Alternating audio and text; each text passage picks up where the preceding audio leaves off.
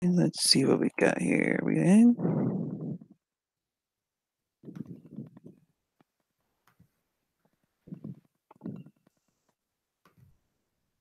All right. Says we're live. Let's see what we got here. Yep, I got all the notifications. Yep, we're good. Okay. All right, so I will send out the link and put it on Twitter here.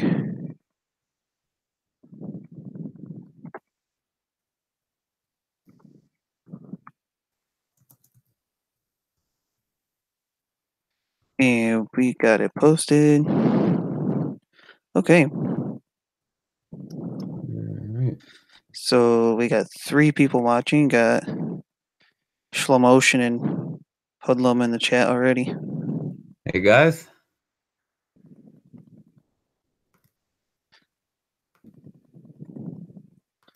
All right. So you guys, Slow Motion and Hoodlum, if you guys want to share the link, go ahead.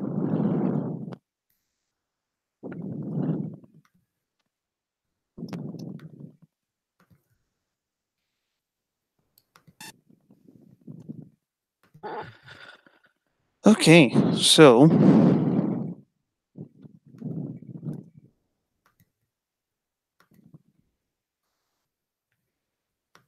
hey, there's Super Squad. Hey, Super Squad. What's going on?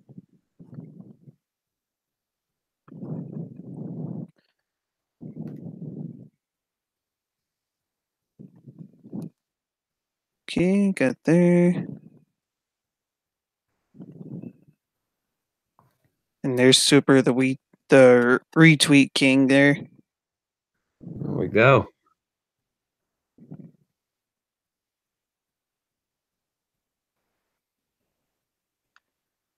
All right, so do you want to go ahead with it or? Yeah, let's go. Okay, this is your series. We can go ahead and you can do your spiel, and then we can talk about how it went. All right. Hey everybody, I'm KEMMO if you don't know already. Tonight we're here live with a very special announcement. TNT and I have been working on a partnership this past off season. It's gonna be a very cool one for you guys. It's something that him and I both really like to go to, and that would be the local dirt track. So get excited for this. This is gonna be a fun announcement. If you don't already, follow me on Twitter at KEMMO Cup Series and subscribe to my channel. All that'll be in the bio later, hopefully. And excited to have you guys all here for the announcement. All right, so basically, this show, I think, was originally called the Inside Lane, The and inside lane will be my NASCAR show, yeah. all right, yeah. So Okay. Kemo's gonna have the inside lane, and then our partnership's gonna be called the Inslide lane, since that'll be the dirt version of it. Um, not sure, not 100% sure what Kemo's got on his side, but I know for my side of the show, you'll be seeing highlights and clips from primarily Fonda Speedway. I would like to try to get some of Glenridge Motorsports Park, since those 2 tracks are about 10 minutes away from me, actually.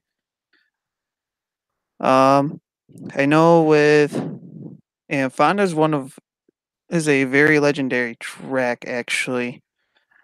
Mhm. Fonda actually was established in 1953, so that's dating back of how old it is. Um, of course, it's had its fair share of promoters and stuff like that. And the big news that Fonda Speedway has had is that they have a new promoter, um, in Brett Deo. If you guys don't know him, maybe you know a couple of his series. Actually, his series actually called the Short Track Super Series. Um, he is basically the founder of that entire series. He put it up together, and he is also the promoter at Georgetown Speedway in, I think, Delaware. I might be wrong on that one, actually. Correct, Delaware. Um, so he's a promoter at Georgetown and now Fonda Speedway. He's got plenty of things planned up already. But before I get into all that, I'll kind of review what happened in 2018 for both Fonda and Glen Ridge. Fonda started off, let's see, with, of course, Stuart Friesen. That's his home track on Saturday nights. Mhm. As long as he doesn't have the trucks or the Super Dirt Car series. Um, because I think the short track series mainly runs during the week. So, um, anyways, Stuart Friesen, as many of you know, him in the truck series. He is he calls Fonda Speedway home on Saturday nights. He basically started out. Um, I think it was like the first 3 race weekends or something like that. Won 2 of the 3. The one he did not win was a second place finish. He started deep in the field, unfortunately, and lap traffic kind of got kind of played a role in it big time, and he couldn't get to the leader of Tim Fuller. So Friesen pretty much had in his first 3 starts of the season, he got top 3 finishes in first and second. And then afterwards, he could. And afterwards, it was kind of a battle between Bobby Varon and Josh Hohenforst, because Stuart Friesen couldn't be at some of the shows because or some nights because obviously with the trucks or Super Dirt Car series, he had other stuff going on. So Stuart Friesen could not be really in contention for a title, even though he was battling mainly in the top 10. Not really much of a top 5 contender, but Friesen, or anyways, we'll get off Friesen for a second. Puts a spotlight on some of the other drivers. So Bobby Varon, Josh Hohenforst.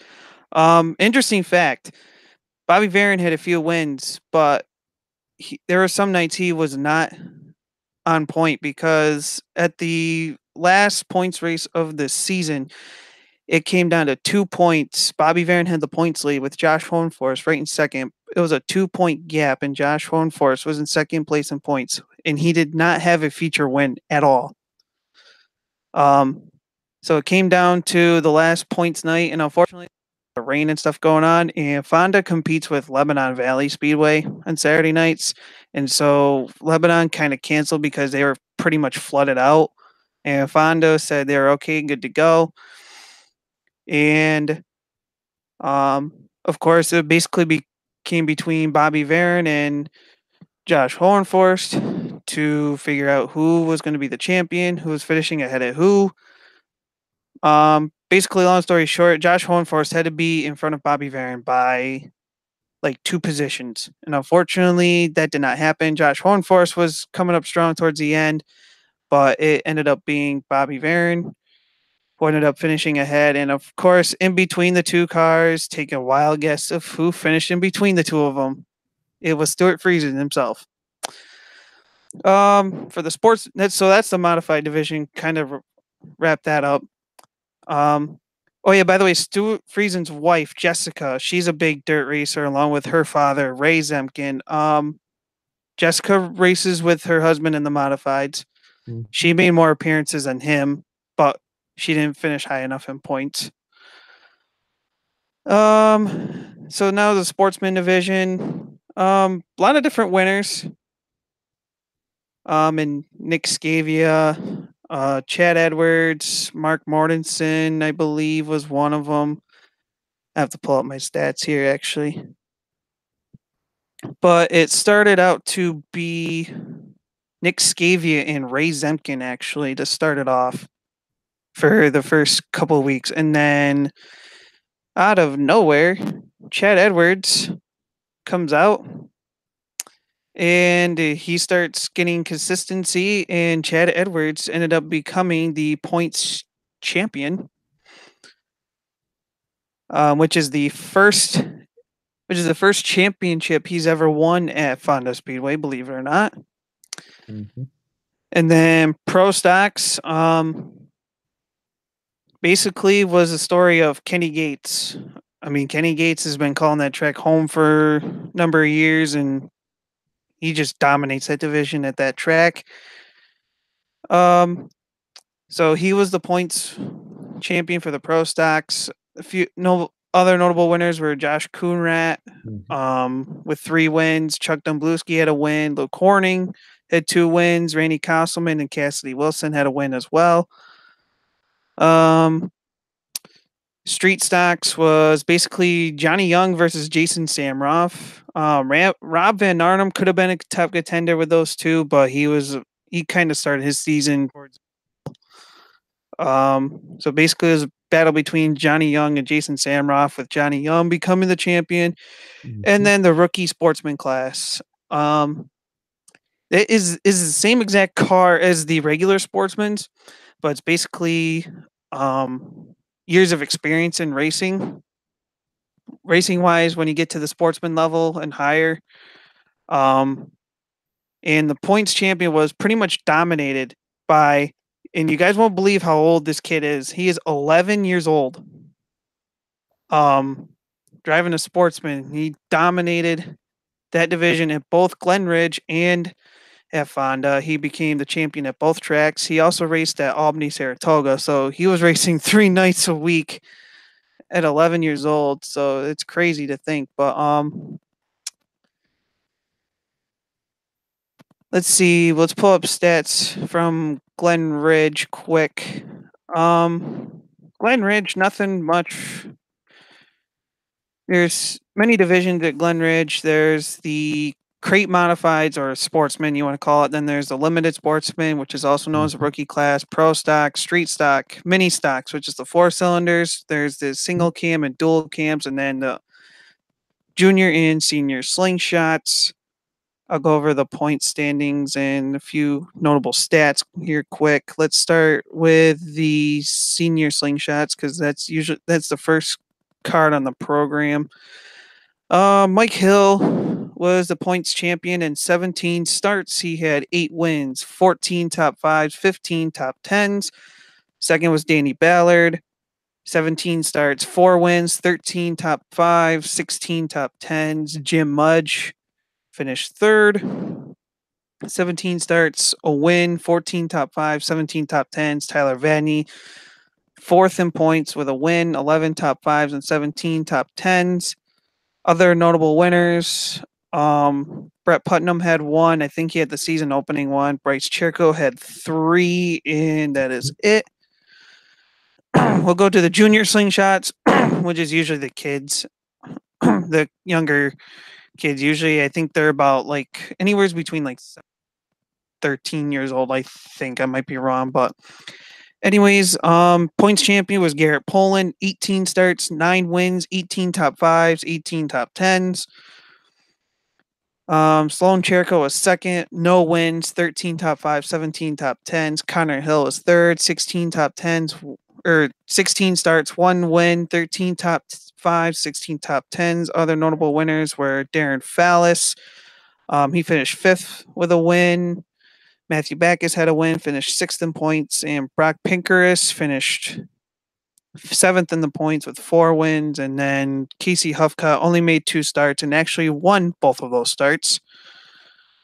And we'll go to the 4-cylinder mini stocks. First, for the dual cams, it was originally dominated by Andy Graves before he left the division and moved up to the pro stocks. So Andy Graves, even though that happened, he finished fourth in points with 10 starts, 5 wins, 10 top tens, 10 top fives, 11 top tens. My bad there. But the points champion was PJ Blue. He won the points championship by 4 points over Josh Samroff, which is the brother of Jason Samroff.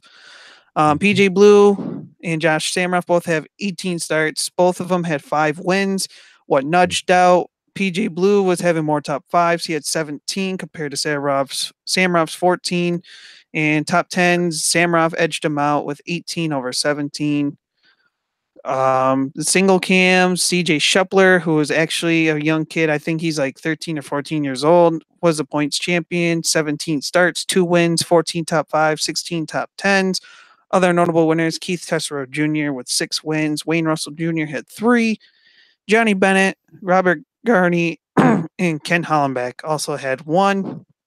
The street stock division, it was basically the Steve Kostelman show. He was there basically every week except for one. So pretty much no one had a shot at getting Steve Kostelman because almost every week it was new faces, except for Cliff Haslam, Jim Gronke. Those were the actually 2 more consistent faces towards starting in mid-season. Kostelman stats: 14 starts, 6 wins, 13 top 5, top 10s. Other notable winners: Cliff Haslam at 4 wins. Scott Lawrence, Jason Samrov, Jace Oscar, Chris Murphy, and David Cook all had 1 win. The pro stock division was dominated by Luke Horning with 18 starts, 9 wins, 18 top 5s and top 10s. Ivan Jocelyn, 18 starts, 4 wins, 17 top 5, 17 top 10s. Justin Knight was Jocelyn's teammate, finished with 17 starts, 5 wins, 16 top 5, 16 top 10s. Those are the only winners in that division. Limited Sportsman, which is your rookie class. We'll highlight Derek McGurr Jr. again. He had 18 starts, 9 wins, and 18 top 5s and top 10s. Other notable winners were Ryan Heath, which actually Ryan Heath is from, I believe, Massachusetts, they said. So he takes about a 2-hour drive every week to race there. 15 starts with 6 wins. Bill August, who was a top title contender before he moved up to the crate modifieds, only made 6 starts. He had 3 wins with 6 top 5s and top 10s. And then we'll move up to the crate modified division, which was the Dave Constantino and Tim Hartman Jr. show. Both of them had 17 starts, with Dave Constantino winning the points championship by 60 points. Constantino had 10 wins, 17 top 5s and top 10s. Tim Hartman also in 17 starts at 4 wins, 14 top 5s, 16 top 10s. Other notable winners were Joe Orlando with a win, Brian Calabrese, Andrew Buff, and I believe that's it. Both of those drivers also had a win. And before I go ahead preview for what 2019 will bring for both tracks. KEMMO, if you want to go ahead on your side and review what you did for 2018. So you're covering all the stuff in New York, right? Yeah, Some of the pretty stuff. much. I mean, pretty much those two. The only ones. The only other thing I want to cover is the.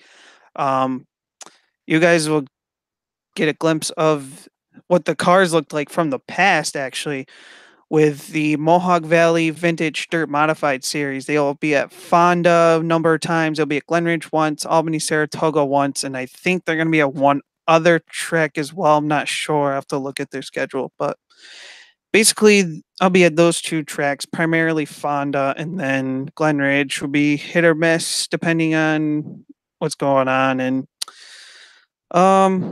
then Albany, Saratoga, I only plan on going there when they have the vintage modifieds if I can get there. But other than that, you'll be seeing Fonda mostly.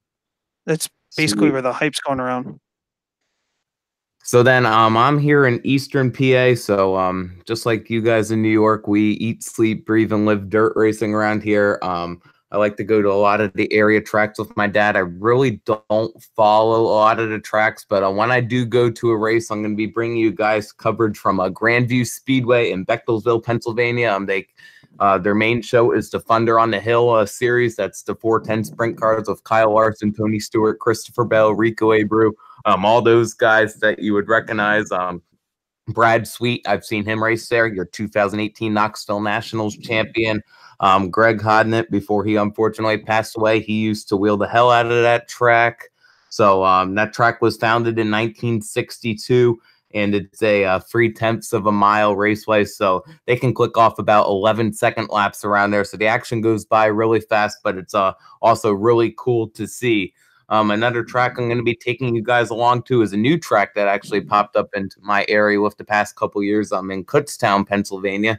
It's Action Track USA. It's a quarter-mile oval. They race speedsters, 600s, and slingshots, as well as junior slingshots there. That track is dominated by Billy Pouch Jr. You guys who follow the short track super series are probably recognize that. Billy has a modified. He's made a couple starts in that series. So he's the son to Bill Pouch, the kid. So they call him the kid's kid. So Action Track USA is his playhouse. He won the Speedster and 600 championship last year. And then last but not least, I'll be taking you guys to Big Diamond Speedway. This is a new one. I've only really been there once or twice, but they host modified sprint cars, and then they usually end the night with a big enduro race. It's a free 8 mile. It's one of those classic tracks. Part of what I like about it. The only wall on the track is on the front straightaway. Other than that, if you overcorrect in a corner, you're going right off into the cornfield. So that's a pretty cool thing there. So I'm looking forward to bringing you guys coverage when I can get to those tracks. All right. So, I'm going to kind of preview quick Fonda, Glen Ridge. So, like I said earlier, big thing that Fonda's going around is the new promoter of Brett Deo. He is bringing in American Racer Tire and Sunoco Race Fuels. That is the official fuel and tire for both Fonda Speedway and Glen Ridge. Even though Glen Ridge is a different promoter, they are working together. They've got a partnership together for this year. And both of those tracks will have the American Racer Cup, which is a big promoter at different tracks around the Northeast, usually through Deo. So let's go to Glen Ridge first. Glen Ridge primarily races on Sunday nights. They're going to have some Saturday shows. The big thing that they are going to have this year is the return of the modifieds. They're going to have 11 races this year. So Glen Ridge will start the season. Will start their points racing on May 5th with their weekly divisions of the crate modifieds, limited sportsman, pro stocks, street stocks, mini stocks, and the senior slingshots. Then the modifieds make their first appearance on May 19th for fan appreciation and meet and greet night. But then May 26th will be the Heroes Honor 30 crate modified race. Then June 2nd, they have the mini shock for the mini stock 4 cylinders. They're going to go 50 laps in distance, and that's on June 2nd, along with the CRSA sprint cars. Mm-hmm. And then June 9th, they're going to have Twin 25 feature event modifieds. Then here's some big news as well.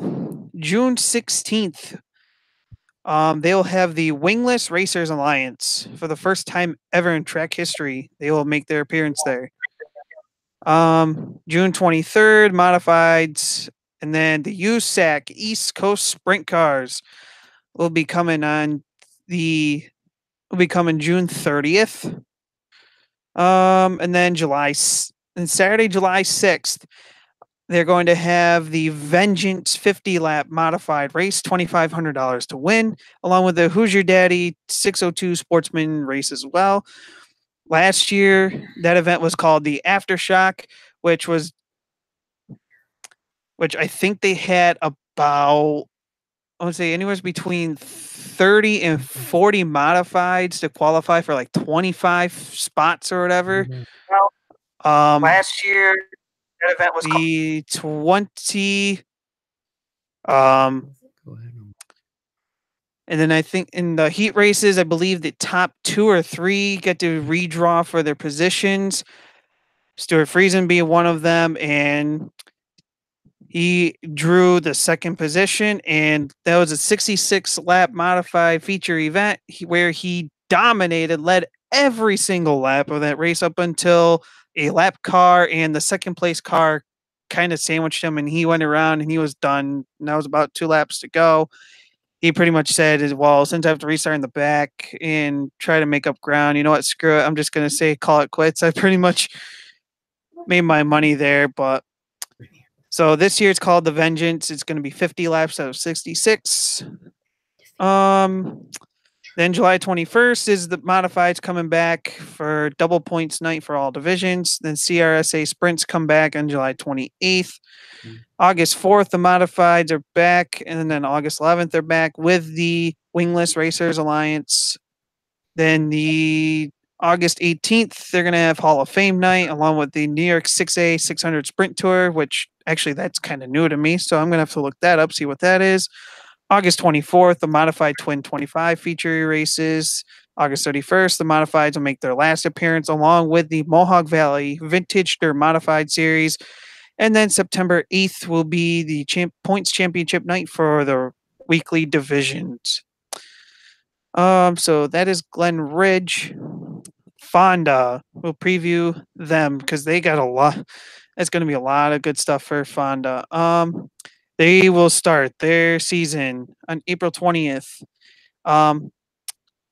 Fonda's weekly divisions are the modified sportsman, limited sportsman, pro stocks, and the street stocks. They also have the 4-cylinder cruisers. They'll be making their appearance. They'll also count for points as well. But they will be making their appearances on certain weeks. So April 20th will be all weekly divisions, no 4-cylinders that week. New to the sportsman and pro stock divisions, couple of sponsors came in with Fonda, and there's going to be mini series upon the series. So sportsmen's and the pro stocks get to win 2 championships in one season. For the sportsmen, they're going to have 10 races where in those special 10 races, they get a winner takes home $1,000. So it's going to be like a best of $10,000 to win race. And then Pro Stocks is going to be the best of 8 series where they have 8 races where they win some extra money there too. So April 20th season opener will be the modifieds, and then $1,000 to win sportsmen's, limited sportsman, and best of 8 series for the and the street stocks there. Let's see what other ones. April 27th will be, or not, or no, May 4th will be meet and greet night, which I'm going to try to see if I can get to meet Stuart Friesen again, as long as he's back from Dover that weekend, because I know the trucks are in Dover the Friday before. Let's see what other ones. Let's see what we got here. Another promotion that they're bringing in for May 18th is Dollar Night, which means $1 grandstand admission. So I'm pretty sure those stands will be packed that night. May 25th, which is actually my birthday weekend, since my birthday is May 24th. Patriot Sprint Tour will be making their first appearance well, not really their first appearance, but first appearance of the season at Fonda. They also have other things. The Short Track Super Series on July 3rd, they'll be making their appearance. CRSA Sprints on July 27th, Championship Night on August 10th. And then the return of the Fonda 200 weekend. I'll post a link. You guys can look at the Fonda 200 weekend because there's a lot of history with that, and I don't really want to go over all of that. So, I'll post a link. It's Fonda Speedway, but Speedway spelled without the E's in it and the A. So it's spdwy.com. If you want to look into their website, and Glen Ridge is glenridgemp.com. So onwards.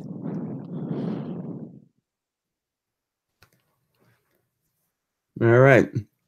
You guys sent us some questions on Twitter, so we'll get to those before we end. So our first question here, what are some of the biggest races you're looking forward to in 2019? So you want to go ahead and go first on that one, TNT? Vegas races in 2019. On the dirt side, of course, usual super dirt car, super dirt week 200 lapper at Oswego Speedway. Some of the other ones, Fonda's going to be hosting the short track super series for the first time in track history. Looking forward to that.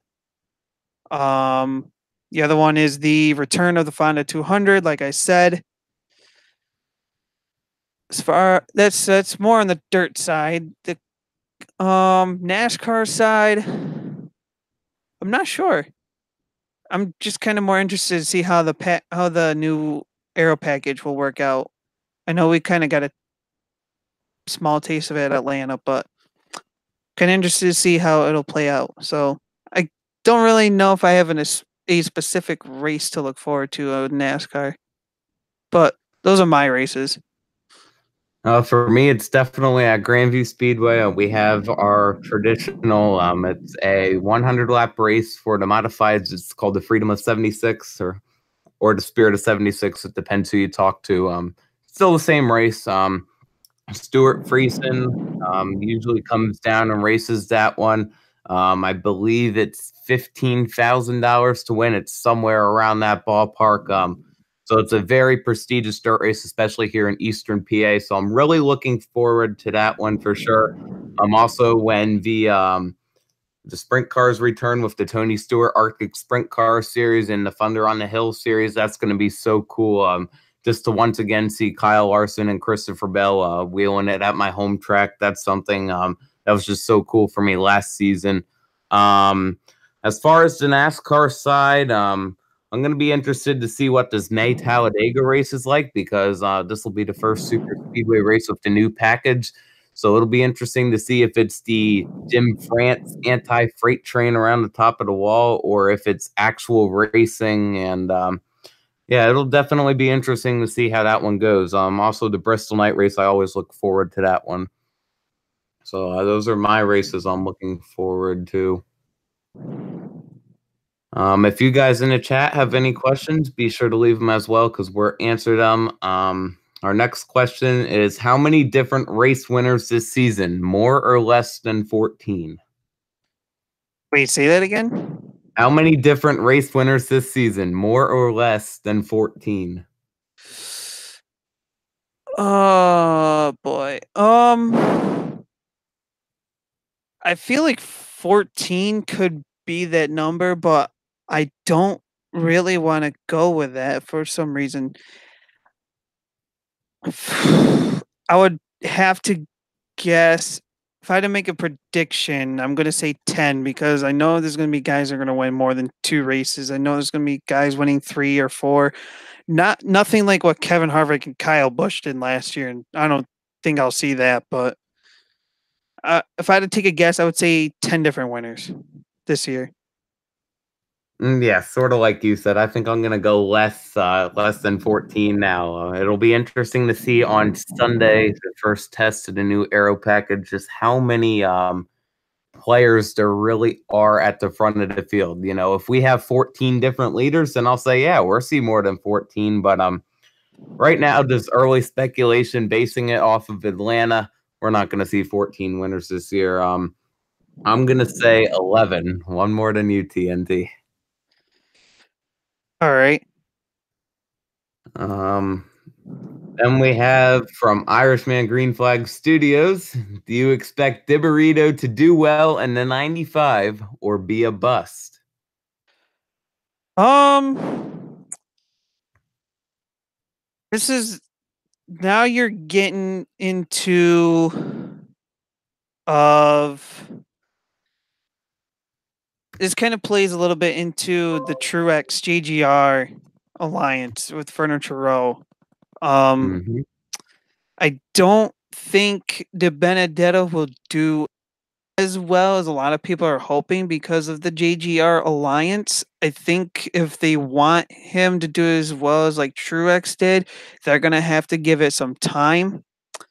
My prediction for De Benedetto was as long as he can run in the top 20 for most of these races, I think I can could call it a step forward Mhm. from what he was with in Go Fast. I mean, you can't make a 30th place car run in the top 20 all the time. That's just not possible. So I think with the alliance, I think if he can run around the top 20, okay.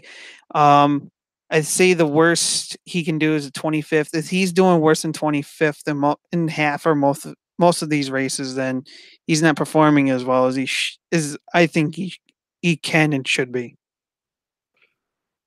So my thing on De Benedetto, it's a little bit different than you. You look at the Daytona 500.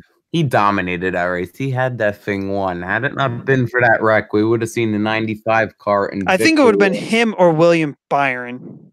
Yeah, it would have been close. So, I mean, I feel like he could pull a win out at a plate track, definitely. But as far as just a regular old mile and a half, sort of like you said, TNT, I'm really not going to expect a lot. But instead of 20s, I'll give him top 15. You're giving higher expectation. And I was giving him a little leeway. I'm just sort of thinking that, as he goes on, he's one of those drivers. He reminds me a lot of Ross Chastain. If you give him the equipment, he can perform in it. So I feel like he's going to spend these first couple races of the season really getting to learn that 95 car. And then all of a sudden, he's going to figure that car out. And all of a sudden, bang, bang, bang, bang, he's going to start knocking out the top 15s. And we might start seeing that 95 at the front a little bit more. Right. All right. We have a question from Racing Fan for Life. Who do you think will have a career year in 2019? Oof. Oh, lordy. Me. Not sure. That's a tough question. Yeah. Um, career year in 2019. I I want to go with I want to say Eric Almirola, but he kind of already had that last year. So I mean, I don't really want to say him. Um, Hmm. I'm gonna have to go with I'm gonna have to go with two different drivers that I'm hoping they can turn their careers around with the changes that they had this year. One is William Byron, since he had a crew chief change with Chad Knaus. Mm-hmm. The other one, I'm gonna go with Daniel Suarez, Stuart Haas Racing. Now, here's the debate I had. Here's the reason why I'm saying Suarez, and I people might get mad or say I'm wrong about this, but I really do think GGR was not giving him the best stuff in the 19 car. Here's my reason why. Truex, we all know he's not good at restrictor plate tracks like Daytona and Talladega. So he didn't run well at Daytona. But take a look at Atlanta. Truex was running in the front for most of that race in that same number 19 car that Suarez was in last year. So he was there, and Daniel Suarez in the 41 was running in the top 10 for a good portion of that race with Stuart Yep. Haas. So I really do think Suarez can drive. I think it just comes to the matter. I just think GGR was not giving him the best stuff in the 19 car, and I think when Suarez kind of said something about that, I actually now agree with him. Yep. So I think a career year for me, we saw it last year a little bit with 2 wins. I'm gonna say Clint Boyer. It's always a party when Boyer wins a race, so it'll be interesting to see. Last year, he obviously won Martinsville and Michigan. This year, I'm gonna give him a little bit better than that.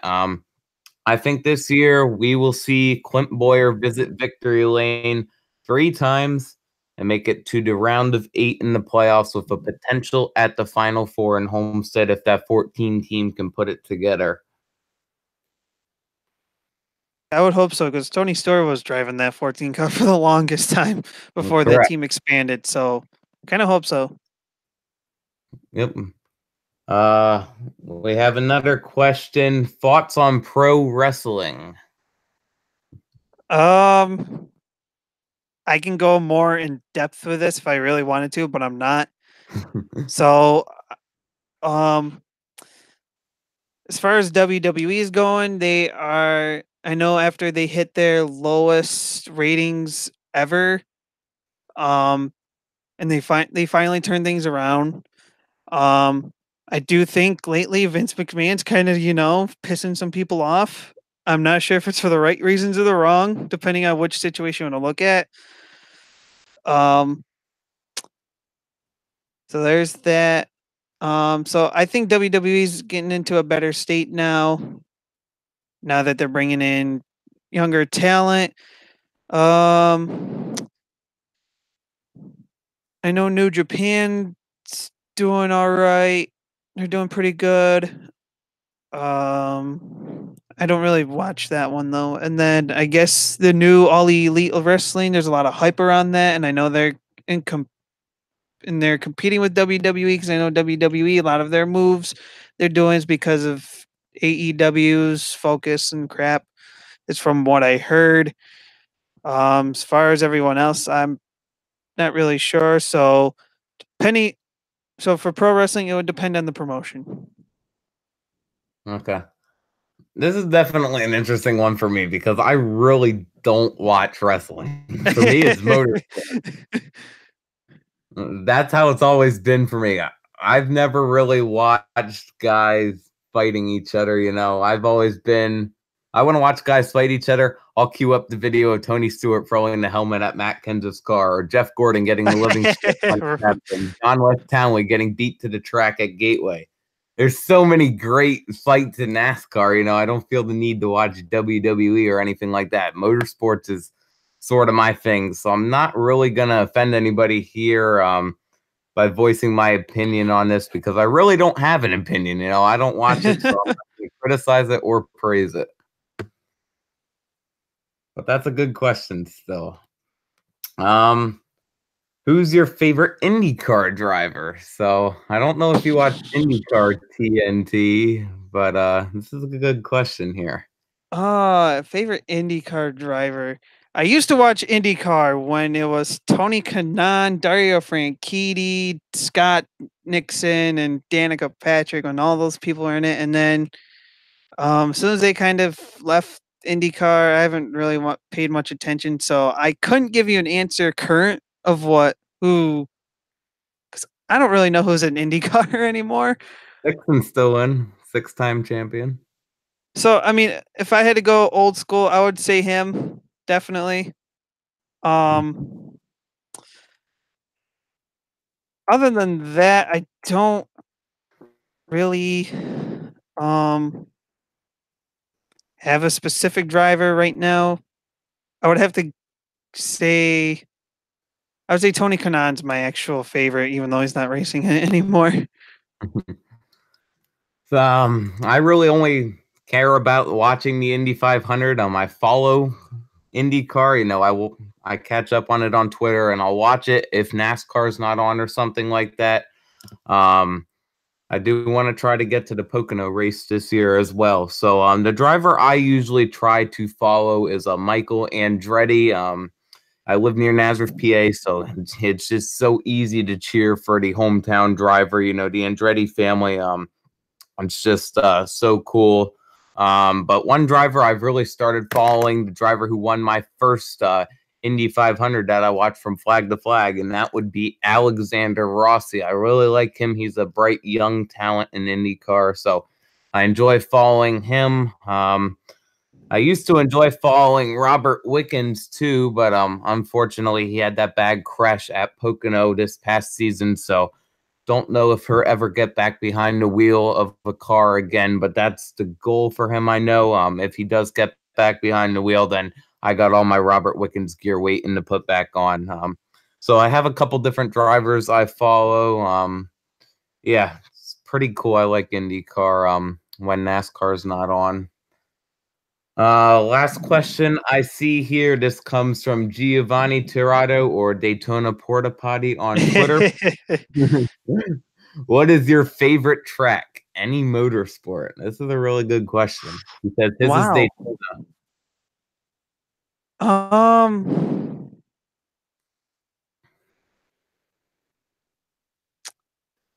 shoot, I don't really know. Um, I want to say, all right, I'm going to put Cup Series and then Dirt. We're going to put it that way. Okay. Cup Series, I'm going to say my favorite track, quite honestly, is Martinsville. And I prefer the spring race, not the spring, the fall race because of the drama it creates, which is why I love Martinsville so much. Um, the for Dirt, I'm actually not going to pick my home tracks. Believe it or not, I'm going to have to actually go with um I'm going to go with Eldora.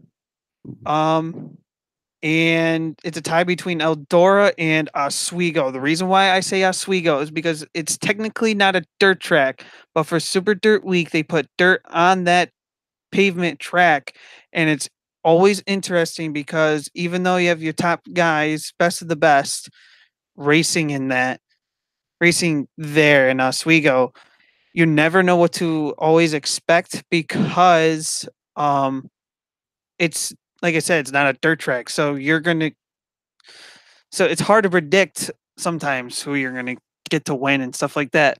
That's always a good one to watch.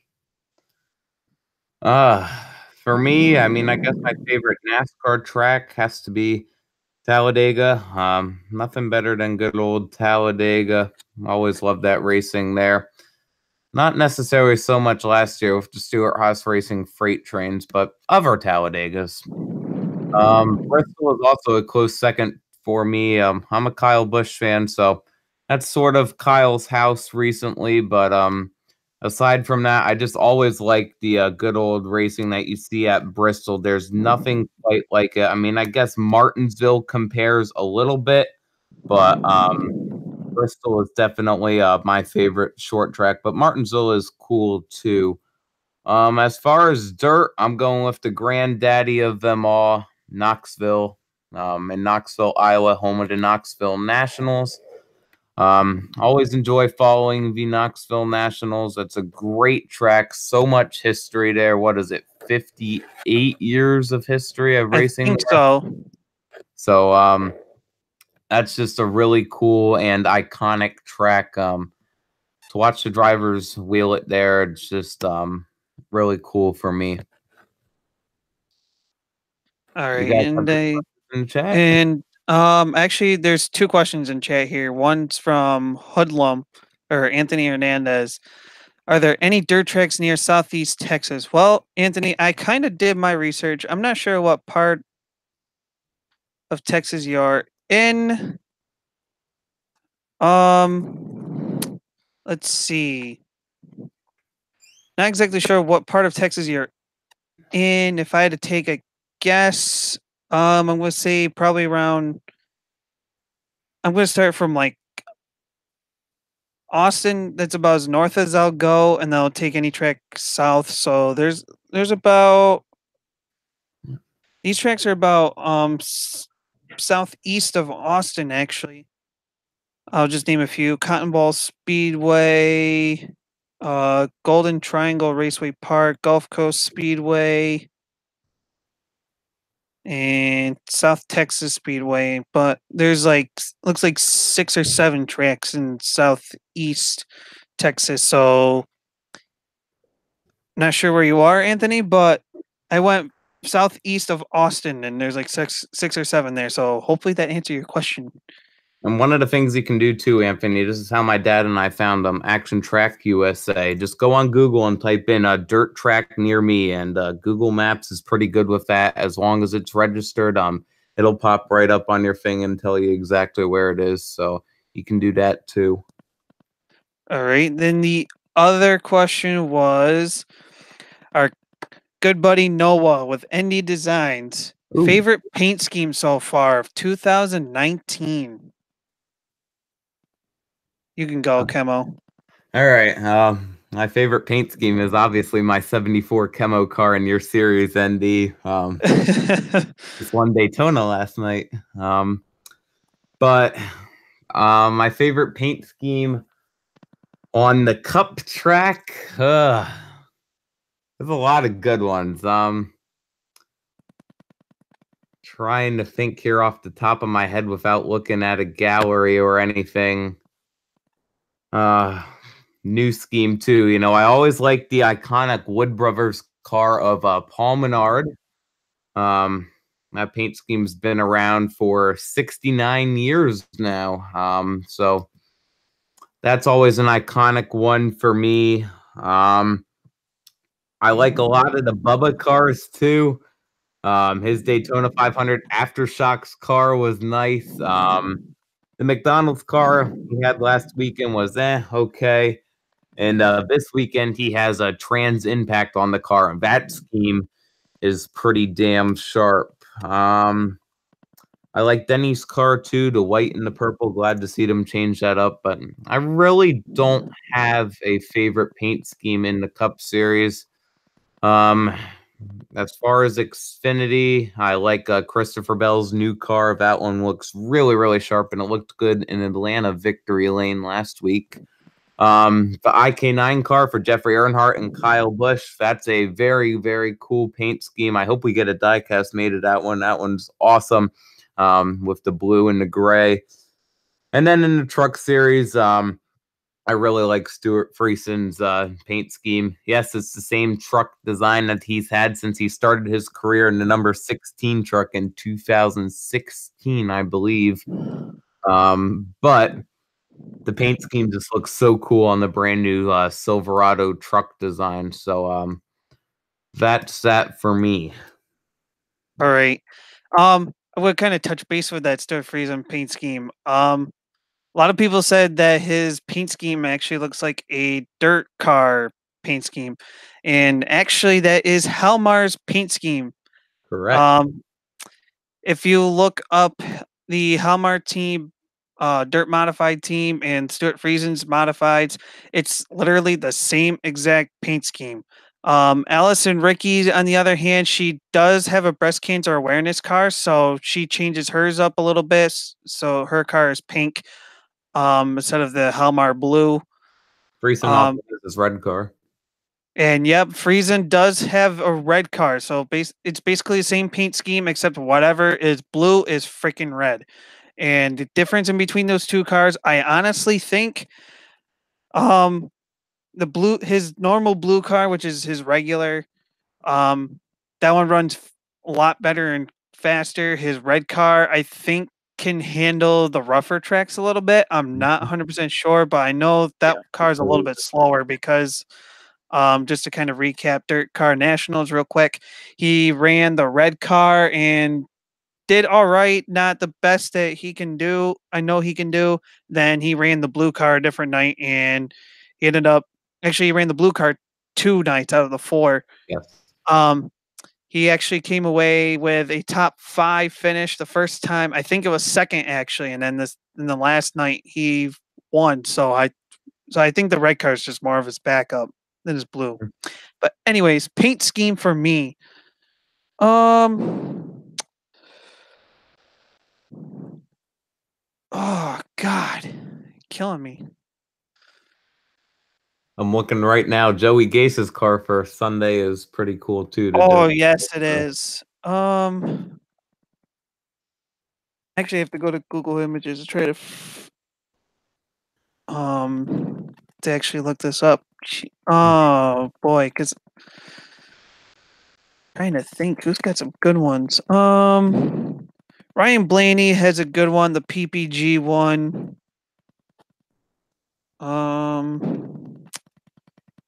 I did like the Richard Childress Daytona 500 schemes. Those are I like the schemes on those. Um The other one that kind of stands out to me, so far, really, um, is actually crap. I just saw it. Ryan Newman's Oscar Mayer car. That's the other one that kind of sticks out to me most. The other one I'm going to kind of criticize a little bit on, actually, I do like Ryan Priest's paint scheme, but Yeah, the red, white, and blue one. But the other one I'm going to be a critic on is the Benedetto's paint scheme.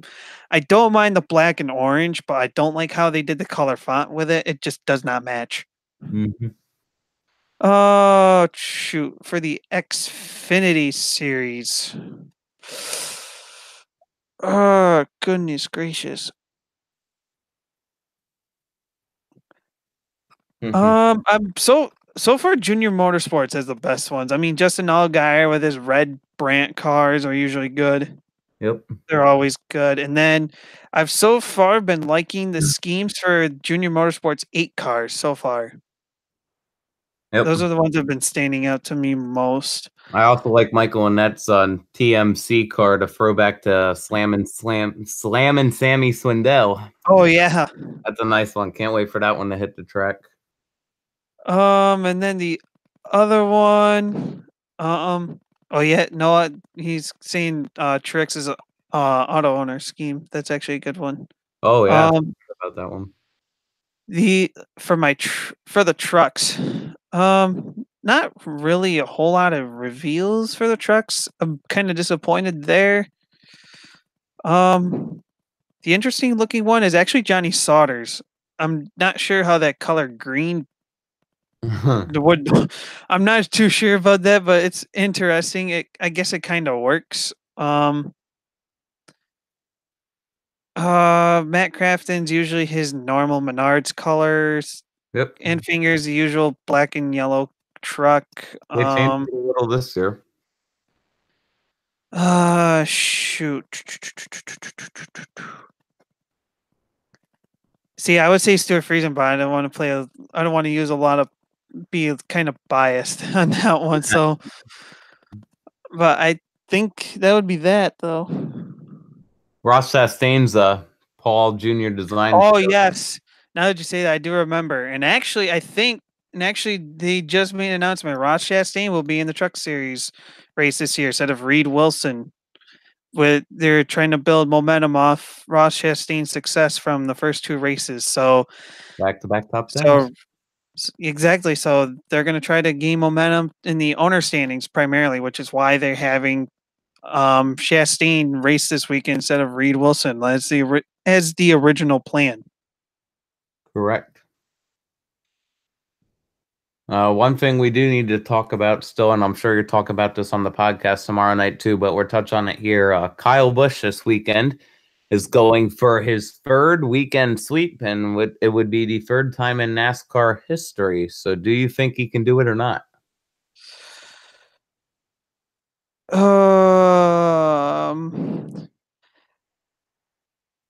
For trucks, as long as everything goes well, I mean, despite last week he had some issues, but I think trucks he'll do it. Xfinity, I don't know. He's got competition there.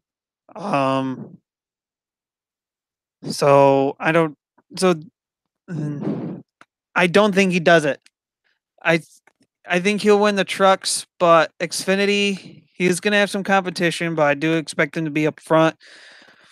And then the Cup side with this new package, now that we're gonna fully see what it can do in race mode and 40 car field mode. I don't know. I'm not sure. I can't make a prediction about that, but I'm gonna say no. He does not get the sweep this weekend. The way I'm looking at it, and I'm a little bit biased. I have an 18 hat on my head right now. I'll admit that.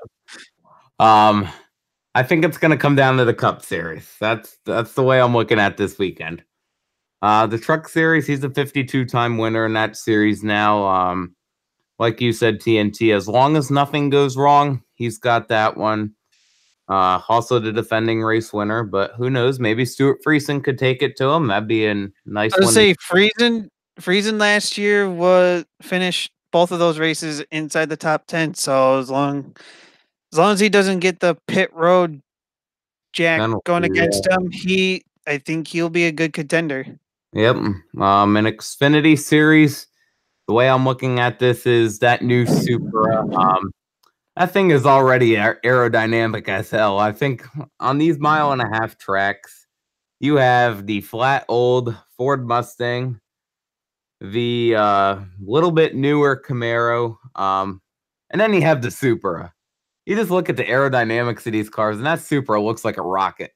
Oh my Um, god, yes. At first, I was like, I don't know how it looks, but it's kinda growing on me, and I actually like it, so when I first saw that thing revealed, I'm like, how did NASCAR approve this? So I think when you put a 92-time Xfinity Series winner like Kyle Busch in the wheel of a rocket ship and put him versus, I don't want to say inexperienced drivers, but compared to Kyle Busch, inexperienced drivers at his home track, I think he's got that one down too. And like I said, the problem I have with this sweep is the Cup Series. One of the biggest haters of this new package is, in fact, Kyle Busch. But who knows? Because we saw at Bristol the first race on this new package, Kyle Busch, or the first race on the new old package. If you guys know what I'm saying, the first race on the yeah, what am I trying to say here? The first race on the was it the COT? it might have been. Anyway, the debut race of a package. Kyle Busch hated on it while it was being, Yes, it was the COT. I yeah, do remember. and then he won. So it's all going to depend on what happens in practice tomorrow and qualifying, and see if they can get that 18 car in trim or not. Actually, I'm gonna kinda look up the trucks. I know they had their practice quick. Um, That's right. we can make truck predictions because, I believe tomorrow the podcast will be the live reaction to the trucks. Well, at least the regulars will be on. Shoot. Truck series, practice results. Let's see what we got here for them. Practice number 1, the fastest was Johnny Sauter, no surprise. And that And sport team is really catching fire. That's one of the teams that I'm watching in the truck series. 5 trucks now. Those Fords are really, really strong. You got Grant Enfinger yeah. top Well, standing. 4 of them are full-time, you do have to remember. Unfortunately, Myatt That's right. Snyder kinda got screwed in on that deal. I don't know how, but he was even Rookie of the Year last year for the truck series, and he got screwed out of it, but I don't Uh, know. I guess it may have come down to sponsorship and financial deals, I don't know. yep. Practice 2 saw Matt Crafton at the top with Johnny Sauter second. So once again, the 4-sport Fords are looking really good. Third and fourth in that practice was Brett Moffitt and Sheldon Creed, the GMS trucks. They could always pull a win out. You know, Johnny Sauter's old team. He's been known to win on these mile-and-a-halfs. And then fifth place was Kyle Busch, following him was Todd Gilliland, his KBM teammate. And then our boy Friesen was in seventh. Ross Um, eighth.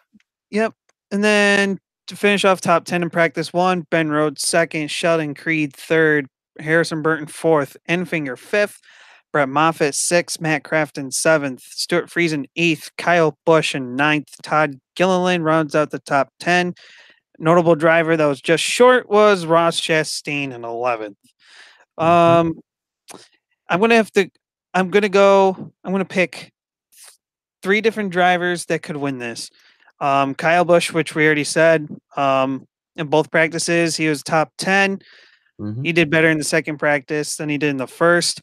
Stuart Friesen is another one. Like I said last year, he was a top 10 contender at both races. So, and then of course in both practices, he pretty much stayed in the same position. And then my third one, I want to go with an underdog, but I really can't because the facts kind of actually say it. But I'm going to say Johnny Sauter. Okay. My 3 would be obviously Kyle Busch. Stuart Friesen, throw him in there as well. He almost won the race last year. And I'm going to take another four sport truck for my third pick. You know where I'm going with this. Two-time champion, Matt Crafton. His last win was 2017 Eldora. He went winless all last season, but I think that 88 team with Junior Joyner can turn that around. Sweet deal. Oh, wait, we got one more question. Indy says, "Did you guys hear Elliott Sadler's running 2 races for Kaulig?" Yes, I did hear that, It's actually. Richmond and Las Vegas too. Yep. I think he's got the 10 car, if I remembered Correct. right. Yes, the one that Ross Chastain's been driving. Yep. Yeah. Sucks Elliott's career never worked out per se. You know, but he's still a good veteran, brings a lot of experience, has a lot of good heart. So it'll be interesting to see what he can do in this race. I mean, his ex-team owner Junior almost won the race last year in his return race. So I guess the sky's the limit for Elliott Sadler, but I don't think that Kaulig racing car has the performance that he's going to be used to at Junior Motorsports. Right. One underdog I want to shout out for the Truck Series practice too. I just realized this: in 11th place, Corey Roper. What? Wait, that was in practice 2, right? Yep. Practice 1, he was 15th. And then he jumped it up to 11th, only half a second off of the leader. So I guess if you want He an underdog pick, Corey Roper. Yeah, he was actually just under half a second from the leader in the first practice, so Mhm. Also, the return of Ryan Reed this weekend in the 17 truck for DGM Crosley. oh, yep. Um, I keep on forgetting the 17 does have a full-time driver, but he's not of age, so they're putting in different drivers for right now. I forgot. correct. Josh Ryum in last in practice too. For you guys that don't know, Mr. Beast is sponsoring that truck or per se. I know Black Flag Matter tweeted pictures of this truck and it was unsponsored, so we really don't know if Mr. Beast will be on it, but all of NASCAR's things are showing that as well. And he did put it on his Instagram story that he was going to a desert, so maybe, I don't know. Not sure. I'm pretty sure Black Flags Matter. He'll be updating a lot for Las Vegas since he works there. So Yep. make sure to keep an eye on him for that TV like he was last year. Mm-hmm. I guess because I'm not going to be on the podcast with you guys tomorrow night, I'll quick give my picks for the rest of the weekend. For Xfinity, I'm going to take Kyle Busch, but I also look for Christopher Bell to challenge. And then in Cup, it's a little bit too early to tell who I'm going to pick now with the new package. But I think if I got to look at a driver right now, I'm going to go with Denny Hamlin. He's pretty good with restricted plates and plate racing and getting the draft and all that. And I think that's what this new package is going to revolve around a little bit. As an underdog in the Cup Series, and I say underdog very lightly here, Daniel Suarez. You think about the All-Star race, he almost won that one until he got edged by Harvick. He might be able to get it done too. I'll say my picks, but if tomorrow, but I know for the Cup Series, be watch out for Keselowski. As I'm looking at it right now, Keselowski has won 3 of the last 6 races at Las Vegas. Wow. He has won the September race of last year. Mm-hmm. He has also won the March race in 2016, and he won the March race in 2014. Wow. So I Keselowski didn't could know be that. another contender, but I'm not gonna make a prediction until I see what this new package does when they do their practices. So All right. Tomorrow's practice session and even qualifying are going to be very interesting to see how that goes. Should be a good one, though. oh yeah. Hmm.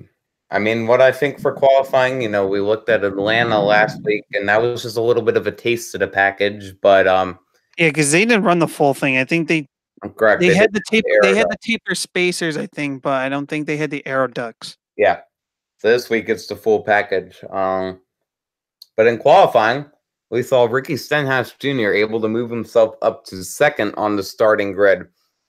And he did that by running 2 laps. So the first lap, he did it right up against the wall, build up all the momentum, and then he dropped down to that inside line to get that fast lap. So I think that's another thing that's going to play in a little bit to tomorrow. It also depends on drafting, seeing how these drivers feel in practice, and seeing if we might see a little bit of a pre-2016 plate race where you see all the team cars go out together and try to get the fastest laps.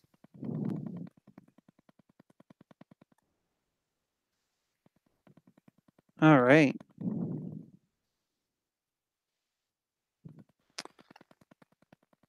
So I think that about wraps it up, I believe.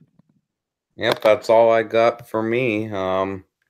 Well, thank you guys in the chat for following along. Again, we've been working on this announcement for a while, so we're finally very excited to share it.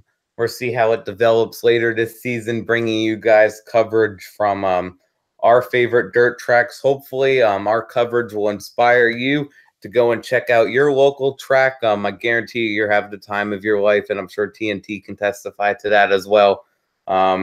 Very family friendly, very affordable, and the racing is some of the best stuff in America. So definitely, if you have a dirt track near you, be sure to go check it out.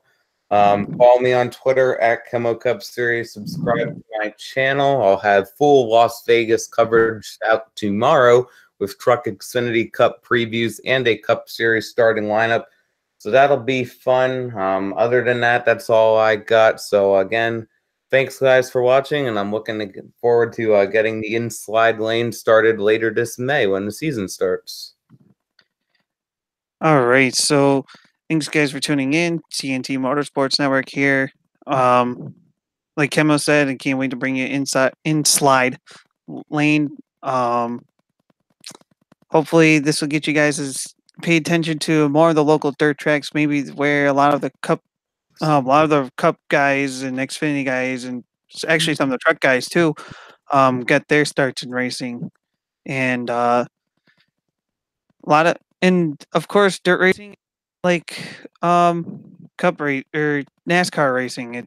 There's a lot of different aspects to it. It's not just aero and tire wear and everything else. There's a lot of different factors that play into it, because even though you race at a track every week for 15 to 20 races, every week it's different, because it could be track conditions, how rough and smooth it, and then many other things. So,